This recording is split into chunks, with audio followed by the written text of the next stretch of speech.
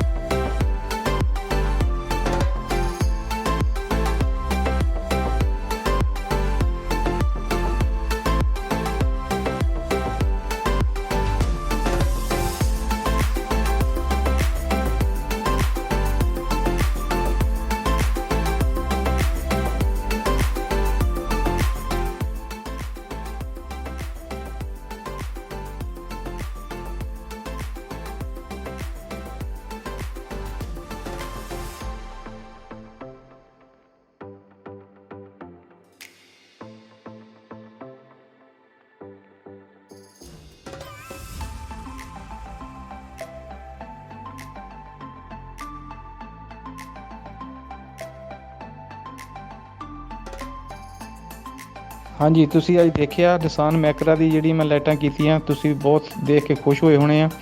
ਇਸ ਤੋਂ ਪਹਿਲੇ ਵੀ ਜਿਹੜੀਆਂ ਮੈਂ ਗੱਡੀਆਂ ਕੀਤੀਆਂ ਹੋਈਆਂ, ਇਹ ਸਾਰੀਆਂ ਤੁਸੀਂ ਦੇਖ ਰਹੇ ਆ, ਇਹ ਸਾਰੀਆਂ ਮੈਂ ਪਹਿਲੇ ਕੀਤੀਆਂ ਗਈਆਂ।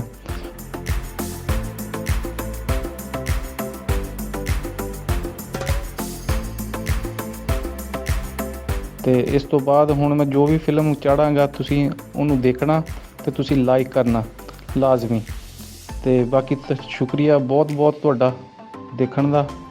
ਤੇ ਇਹ ਸਾਰੀ ਤੁਹਾਨੂੰ ਮੈਂ ਫਿਲਮ ਦਿਖਾ ਦਿੱਤੀ ਆ, ਜਿਸ ਤਰ੍ਹਾਂ ਕੀਤਾ ਗਿਆ, ਤੇ ਬਲਕਿ ਫਾਸਟ ਕਰਕੇ ਮੈਂ ਤੁਹਾਨੂੰ ਦਿਖਾਈ ਆ ਤਾਂ ਕਿ ਟਾਈਮ ਤੁਹਾਡਾ ਸੇਵ ਕੀਤਾ ਜਾਵੇ। ਬਹੁਤ ਜ਼ਿਆਦਾਤਰ ਤੁਸੀਂ ਮੇਰਾ ਚੈਨਲ ਦੇਖਦੇ ਆ, ਬੱਚਿਆਂ ਦੇ ਨਾਲ ਬਹਿ ਕੇ ਦੇਖ ਸਕਦੇ ਆ, ਫੈਮਿਲੀ ਨਾਲ ਦੇਖ ਸਕਦੇ ਆ, ਇਹਦੇ ਵਿੱਚ ਕੋਈ ਐਸੀ ਚੀਜ਼ ਨਹੀਂ ਹੋਏਗੀ ਇਨਸ਼ਾਅੱਲਾ। ਤੁਸੀਂ ਦੇਖਦੇ ਰਹੋ ਤੇ ਲਾਈਕ ਕਰਨਾ, ਪਲੀਜ਼ ਸਬਸਕ੍ਰਾਈਬ ਕਰਨਾ, ਠੀਕ ਆ। Okay, thank you, bye bye.